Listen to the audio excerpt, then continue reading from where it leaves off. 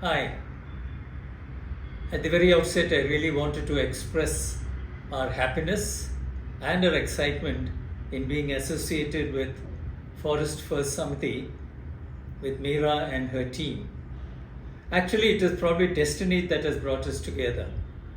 It was an accident that I saw a report, a story by a journalist about somebody who was kind of restoring a forest one tree at a time. That sort of intrigued me, it made me curious, and we sought out Meera and wanted her to come and tell us what exactly she was doing. Frankly, till then, we had no idea that forests had an opportunity of this nature, in the sense that we always used to think that forests were controlled by the government, the forest department, and there's nothing else anybody else could do in that. It was only after Meera came into the picture, she did a presentation, and we realized that nature often creates villains as well.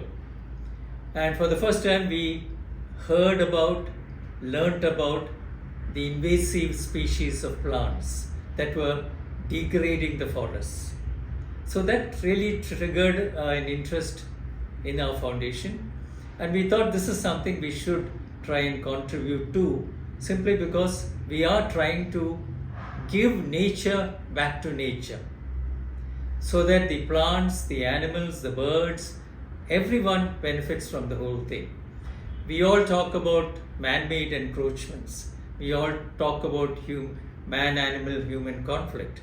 Yet, there are other issues as well that is faced in the forest. But what was shocking to us was that even in a place like the Wayanad Wildlife Sanctuary in the Tolpatti range, apparently over 320 hectares of forest area was encroached by these invasive plants, which virtually meant that that portion of forest was dead.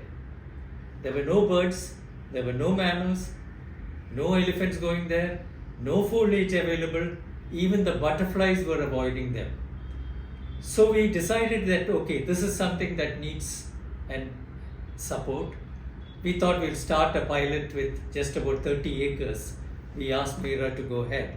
And what reassured us was the fact that the forest department had given her a clearance to do what she could do to protect and restore the forest without any commercial activity. So when we had the first 30 acres done, Meera was very prompt in her reporting. She gave us all the data with photographs, with aerial pictures, and to the extent that she even had started getting a bird survey and an animal survey done. This gave us a lot of data and information. But then ultimately, seeing is believing. So we actually went to the site to see what she is actually doing on the ground. And we were very impressed by the fact that she had built up a whole team of tribal restorers who worked with her throughout the year, and for whom forest is their life, their livelihood. Everything depends, the tribal community depends on the forest. So we saw what they were doing, how they were manually uprooting these invasive species, and how the regeneration of from the grass to the shrubs to the plants and the green foliage started happening there.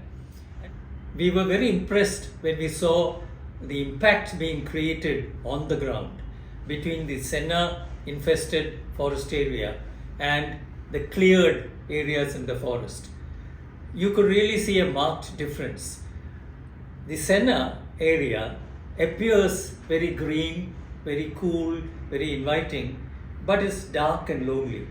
And what is startling is the fact there are no sounds of the forest there. No birds, no butterflies, no noises of any kind. Basically because the senna emits a lot of toxic chemicals, and that drives away all these kind of animals. And the foliage is not edible for the mammals. On the contrary, the moment the senna has been removed, apparently, even after 1 day or 2 days, the ants start coming, the grass starts growing, shrubs come up, birds, insects come, which means the birds come, larger birds come, there's nesting happening, mammals come, and soon the elephants. And in fact, some of the night camera photographs that showed even a tiger had passed through that.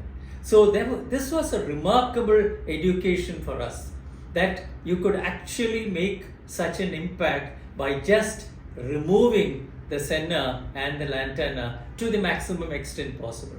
Now, the most important part here is that it has to be removed in totality. You can't even leave bits of it there because it grows back again, and it grows like wildfire. So this is where we found that this is something remarkable. There's no commercial activity at all in this, but yet there's a deep satisfaction that we are able to restore and recreate a forest and give it back to nature, to the birds, to the bees, to the animals, to the butterflies, to all the animals that live in the forest. And that was something very, very satisfying for us. So that's when we decided that, okay, we started with 30, we took it up to 100 acres in the next year, and now we are again looking at another 120 acres. And we hope that over the next 1-2 years, we would have covered at least 500 acres of the forest, which has been restored due to efforts from Meera's team and funding from us. And this has been deeply satisfying for us.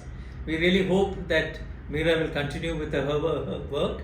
And more important, we really feel that there are more and more companies, more and more people who see this, who realize the impact that's been created, should come forward and support Meera and her team to take this to the maximum level possible. The acreage the requirement is so large, it may not be possible for 1, 2, or even 3 people to do it. It needs a large set of people to open their hearts and minds, to open their wallets, to say, we want our forest back, so that the animal-human conflict can also be reduced to the minimum. And this is something we felt very, very worth supporting, and we felt that this needs to be supported to the maximum extent possible. I'd like to wish the Farm Forest team all the best. Keep up the good work. Continue with the commitment and the sincerity and the passion that you all have been showing, and ensure that the tribals also get a qualitative improvement in their lifestyle, not just their earnings. Thank you.